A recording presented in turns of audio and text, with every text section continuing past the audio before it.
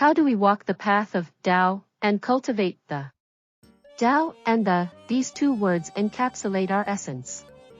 Dao is our source, where we all originate, just like Lao Tzu.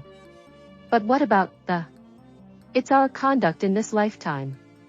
Dao knows no hierarchy or judgment but the does. It's about looking into the mirror of Dao and refining our conduct. Where do we lack? Where can we improve? Towards the path of righteousness. We must remember, we're all destined to walk the path of righteousness, ensuring peace and prosperity. We must take full responsibility for our words and deeds. As Lao Tzu said, we reap what we sow.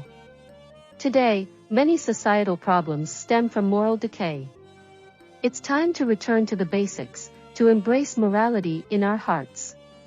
Let's follow in Lao Tzu's footsteps, inspired by his teachings, living a life guided by the Tao. Together, let's uphold moral values and create a better world.